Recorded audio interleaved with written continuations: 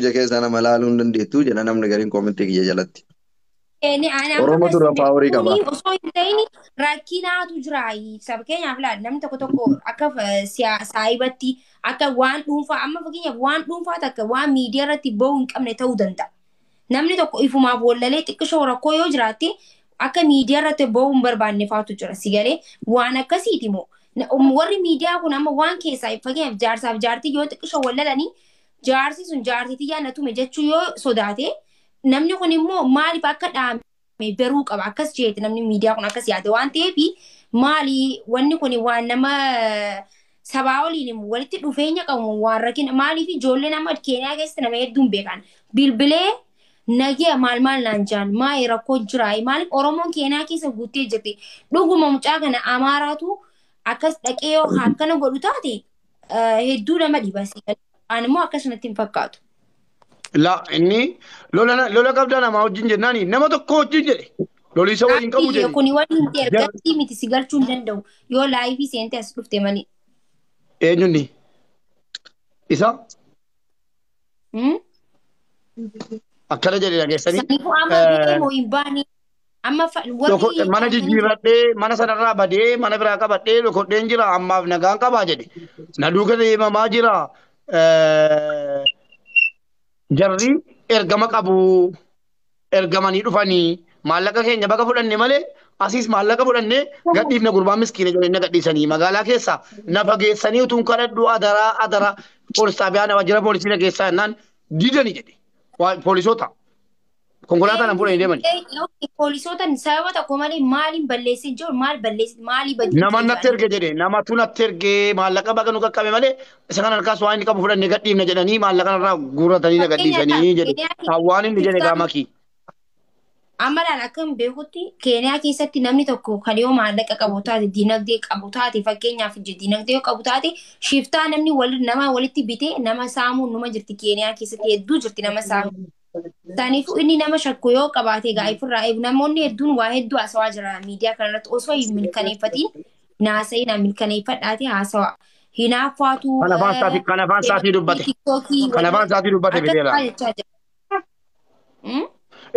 Sammoo obboleessi keenya baalee booyimoo booyi baalee yoo jiraate tokkotti lakkoofsa tokko barreessi. Eeda dhufee nama ergetu qabaa si qofatu keessa hin jirree naan jedhe mana kiyya keessatti. Nama 2,000 irratti si qofatu keessa hin jirree feemasootatu akkasitti hojjetaa jira jennaan dhiisii waan ragaatti hin qabne hin dubbatin jedheetti eeda jechuudha. Feemasoota giseen tiktook irraan nufaadha haqabsiisa akkasii.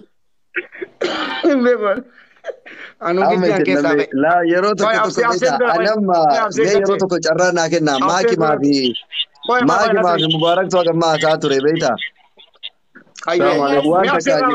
Yeroo baay'ee Afseen waa barraa argeera jedhanii afseen. Daqiiqaa takka bichaa waa jedhee dhiisaa qo'ee waan mubaarak jedheetu.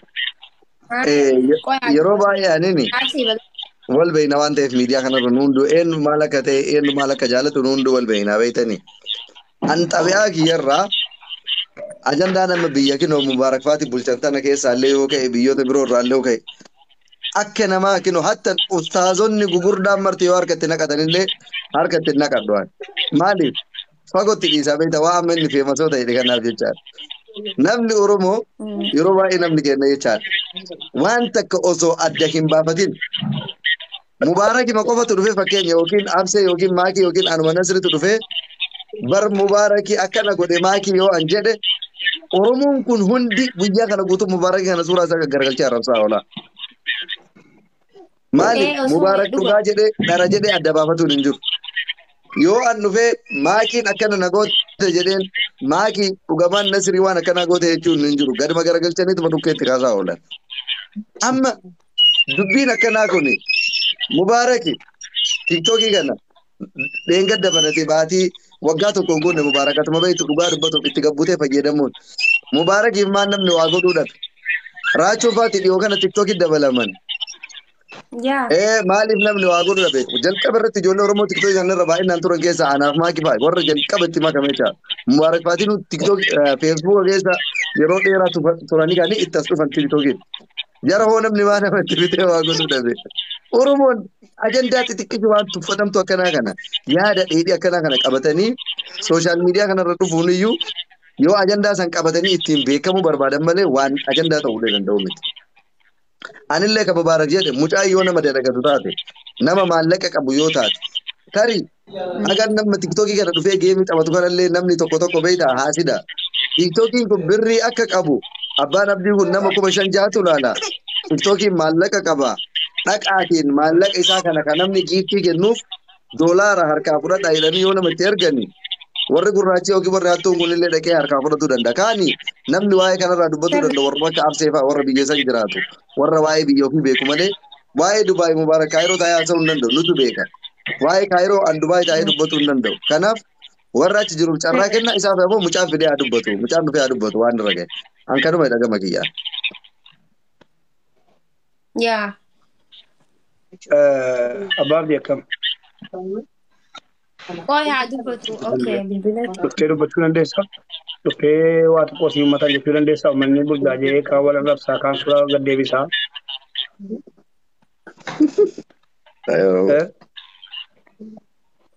Galtii godhuu hin dandeessu? Viidiyoo dhuftee dhufa. Beekuma tokko kottu filiis. Yookiin akka geemitti galiiti Nasriin Matee wajjin jira kottu jarri Mana kee mana dhoodhi. Mubaarak qofaa keessa hin jirre naan jaan jeesa.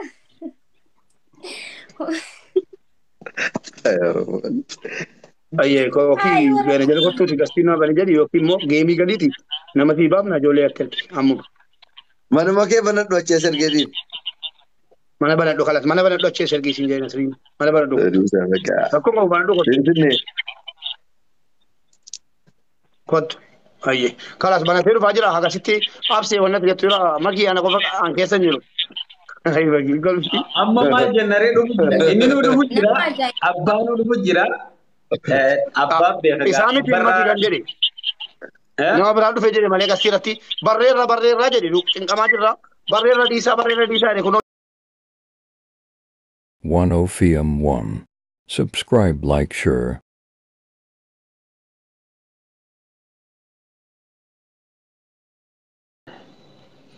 Nami kun nama anis beeku kaatis beeku dandeettii waan si himu.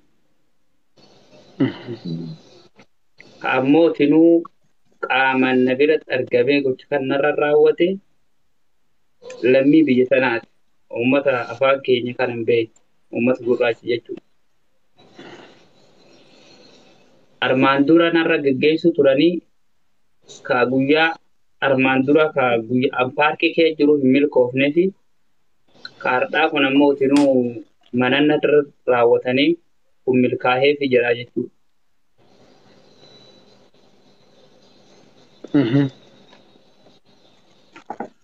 Garuu uummata waan kana narratti hojjete kan yoo amma maqaa isaanii eebalu jedhee as baase waan baddu dhalataa jedhee yaada. Saniifuu maqaa isaanii saaxiluus hin barbaadu. Akka Oromoon waliin buutullee hin barbaadu. Akka namni sun saaxilamee fuula dura kiyyaaf guyyaa lama keessatti akka duniyaa tanarra hin jiraanne hin beeka namsa maqaa isaa ho'a. Biyya tana kee jiraachuu dhiisa. Saniifuu maqaa isaa waamu. Biyya kana keessa jiraachuu dhiise siin jedhe. Biyya tokko keessa jirannatti warruma biyya san jirutu waan kana sirra godha jechuudha. Namni sun biyyuma tan kee jira. Nama biraatiin hariiroo walitti qabaatu malee kan jiru anuma wajjin. Nama biraa jechuun akkam bicuusii saaquu dandeessaa? Okay. As biratti rakkoon isaanii maali sirraati? Fakkeenyaaf namni tokko sababaa jira bar sababa kanaan naxamaduu danda'an jettee yaaddu sababa fakkeenyaaf maali? Kan akkatti lubbuu kan kee guyyaa yoo dubbatte maqaa isaanii lubbuun kee guyyaa lama keessa kan badu maali rakkoon isaanii maal sirraa barbaadan? Waan isaan narraa barbaadan hin beeku. Wamatti akka waan kan narraa barbaadanii yakki kan kee kana waan kana nu goote waan kana nu jette wanni takka ka isaan ragaa qaban kan yakka qabu hin jirtu. Nama Oromooti? Wayi abbaa abdii fakkeenya namni tokko yoo nama qabe waan ittiin nama sodaachisfaa jira waan akkanaa gootis hin dheesnu waan akkanaa hin godhine yookiin kana dura waan akkanaa maa gootis hin jedhan. Wanti jarri irraa of eeggannoo sii kennan hin jiraa? Jarri bar osoo qaamanne dhufanii afaan Oromoo na dubbatanii takkaafuu afaan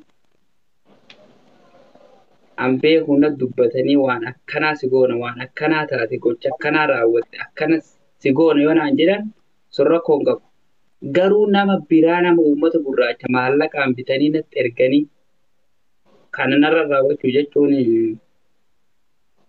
akkamitti beekte jechuunosiin hin jenne duuba namni sun akka akkana si godhe akkamitti beekte yoo hariiroo takka walitti hin qabaanne taate namni kun fakkeenyaaf amma nama ofirraa eegu qabaachuu hin danda'ama biyya tana keessatti nama kana dura jechuun naan jeetu jira fakkeenyaaf nama Oromoo osoo hin ta'in nama nafxanyaa fakkeenya siin jee namni naan jee hin jiru fakkeenyaaf yoo naan jee abaluu yoo waan takka ta'e abaluu santu natti erge jeetiin sammuu kiyya keessa katabadha nama sanii jee abbaan fedhee namni tokko yoo isa tume kan nama kana namni jettuu hin qabdu.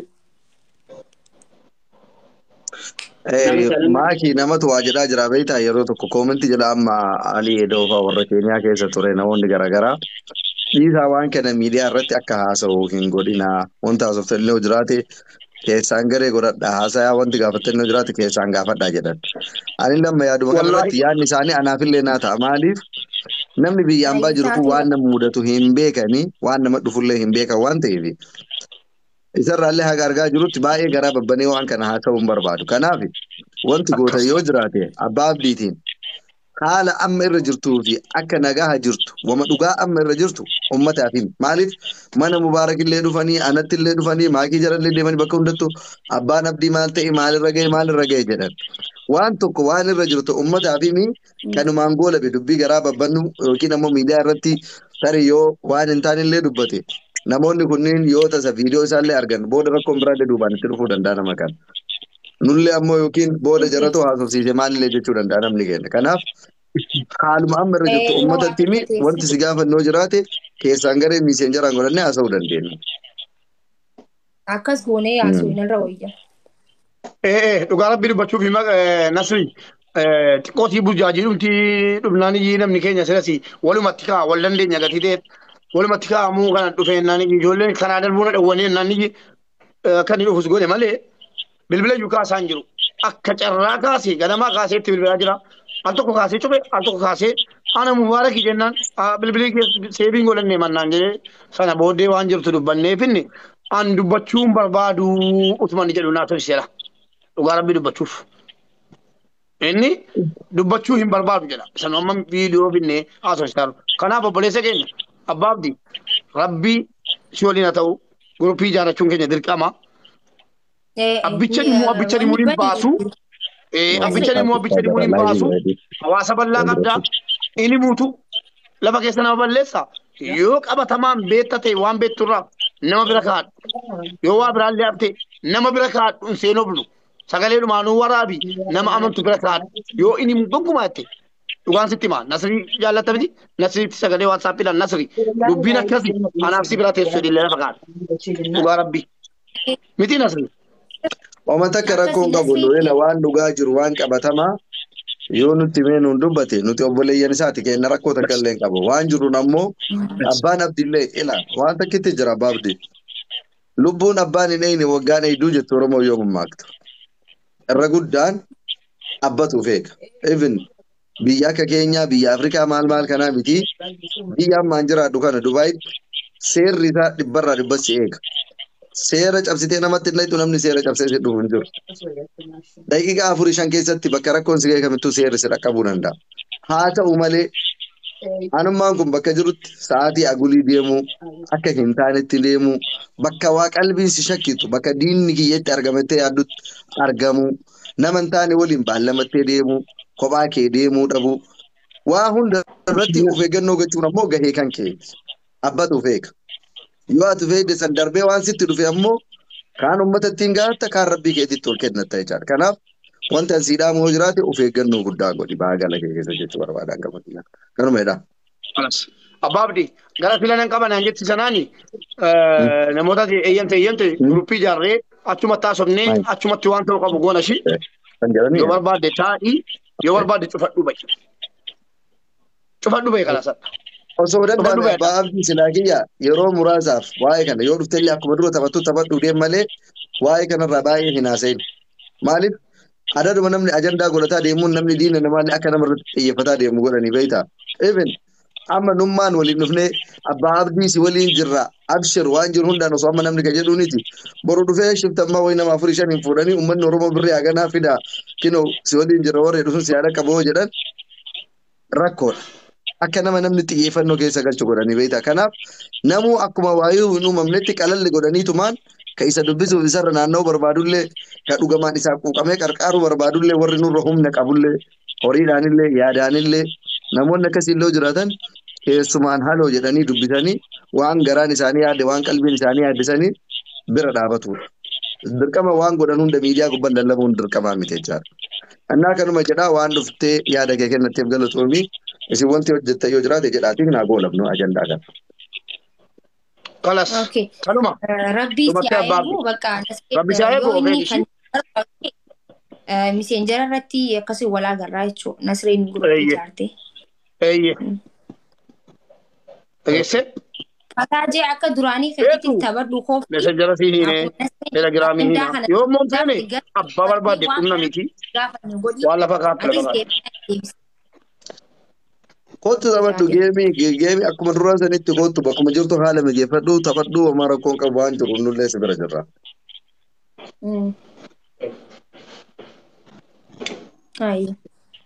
Ayyee shi nagaan bulee abbaabde.